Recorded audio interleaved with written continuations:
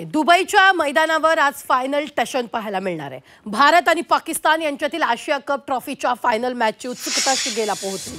Team इंडियाचा batsman Abhishek Sharma आशिया cup ट्रॉफीचा hero ठरलाय। आजही अभिषेकच्या खेळीकडे सर्वांचं लक्ष असणार आहे। अभिषेकने प्रत्येक सामन्यात भारताला चांगली सुरुवात करून दिली।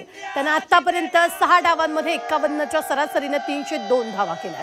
गेल्या 3 सामन्यांमध्ये अभिषेकने सलग 3 अर्धशतक ठोकली। 14 सप्टेंबरच्या मॅचमध्ये अभिषेकने पाकिस्तानच्या शाहीन शाह आफ्रिदीची धुलाई केली होती। या दोन्ही खेळाडूंमध्ये आज टक्कर पाहायला मिळणार आहे।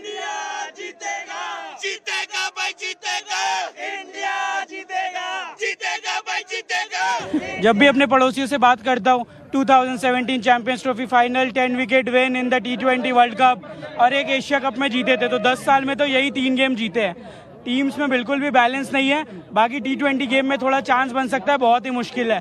शाहीन अफरीदी को इनको ओपनिंग भेजनी चाहिए और साइम से बॉलिंग करानी चाहिए। जीतेगा भाई, जीतेगा इंडिया, जीतेगा। टीम इंडिया में किसी का डाउट नहीं है ना, आज जीतेगा। चैंपियंस ना एशिया कप है ना, विन होएगा, कोई मुश्किल नहीं है।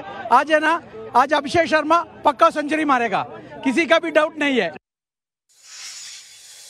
टीम इंडिया के हौसले बुलंद हैं और टीम इंडिया ने जो परफॉर्म किया इस एशिया कप में, लगा नहीं अनबीट टीम इंडिया ऐसे खेलेगी जैसे चैंपियन ट्रॉफी टीम इंडिया ने यहाँ जीती थी। तो आज एशिया कप की बारी है, वो भी 41 साल बाद टीम इंडिया पाकिस्तान को हराने वाली है, क्योंकि 2 बार ही हरा चुकी है। आज हैट्रिक का दिन है आज और टीम इंडिया आज हैट्रिक मारेगी। इंडिया वर्सेस पाकिस्तान हमेशा से हाई वोल्टेज मैच होता है।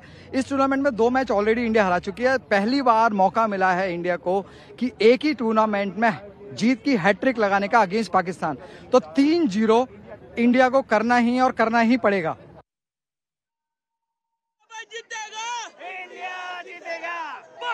थेट जाऊयात, अमर खाणे आपले प्रतिनिधी आपल्या बरोबर जोडले गेलेले आहेत। अमर, आशिया कप ट्रॉफीच्या फायनल मॅचची उत्सुकता शिगेला पोहोचलेली आहे। थोड्याच वेळात टॉस होणार आहे।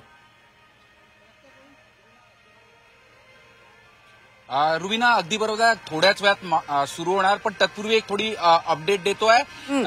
आता जी माहिती येते ते हार्दिक पांड्या अजूनपर्यंत वॉर्मअपला उतरलेला नाहीये। खरं तर गेल्या मॅचमध्ये तो लवकर बाहेर निघाला होता, त्यामुळे जितेंद्र शर्मा आणि रिंकू फिल्डिंगला होते त्या मॅचमध्ये आपल्याला आठवत असेल। त्यानंतर हार्दिक पांड्या अजूनपर्यंत वॉर्मअपला नाही आला, त्यामुळे कुठेतरी एक चिंता यापूर्वी सुद्धा मॉर्केलनी व्यक्त केली होती। भारताच्या दृष्टीने अतिशय की प्लेअर आहे, महत्वाचा ऑलराऊंडर आहे आणि बुमराह सोबत ओपनिंग स्पेलमध्ये जो बॉलिंग टाकायचा तो हार्दिक पांड्या वॉर्मअपला उतरला नाही, त्यामुळे सगळ्यांचंच लक्ष राहील आजच्या मॅचमध्ये। सगळ्यात महत्वाचं जे राहील, अभिषेक शर्मा कशी ओपनिंग देतो आपल्या टीमला, त्याच्यावर सगळं राहील। कारण की संपूर्ण या सिरीजमध्ये 309 रन्स त्यांनी काढलेले आहे।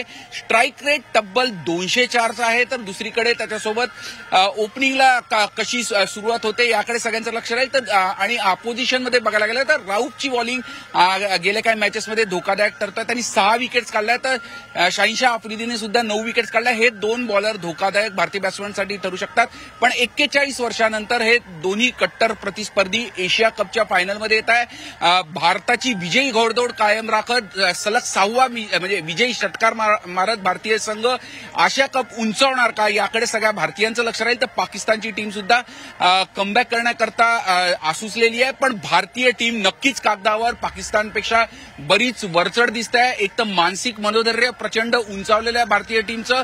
2 गोष्टीवर खास करून भारताचं लक्ष राहणार आहे। एक तर कर्णधार सूर्यकुमारची बॅटिंग कशी होते याकडे सगळ्यांचं लक्ष राहील, कारण की पाहिजे तशा फॉर्ममध्ये नाही। श्रीलंकेच्या मॅचमध्ये तो अखेरी सुपर ओव्हरमध्ये आला होता आणि त्यांनी विजयी 3 रन्स काढून भारताला विजय मिळवून दिला होता। कुठेतरी एक मानसिक त्याचा नक्कीच परिणाम त्याच्या बॅटिंगवर सुद्धा दिसू शकेल। आणि त्याचबरोबर सगळ्यात जास्त महत्वाचं भारताला जे वर्कआउट करायचं आहे ते फिल्डिंगमध्ये, कारण की ज्या पद्धतीने आपण गेल्या मॅचमध्ये आपण कॅचेस सोडल्या होत्या, अगदी चांगल्या सोप्या कॅचेस सोडल्या होत्या, त्यामुळे भारतीय टीमला 2 खास करून गोष्टींवर लक्ष केंद्रित करायला गेले। एक तर कर्णधाराची बॅटिंग कशी होते याकडे सगळ्यांचं लक्ष राहील आणि खास करून फिल्डिंगकडे लक्ष राहील। तर भारतीय बॅट्समन किती झंझावाती सुरुवात देतात त्याच्यावर बरंच काही निर्भर राहणार आहे, की संपूर्ण या आशिया कपमध्ये भारतीय जो टॉप ऑर्डर आहे तो तुफान फॉर्मात दिसलाय। पॉवर प्लेचा चांगला फायदा घेतलेला आहे।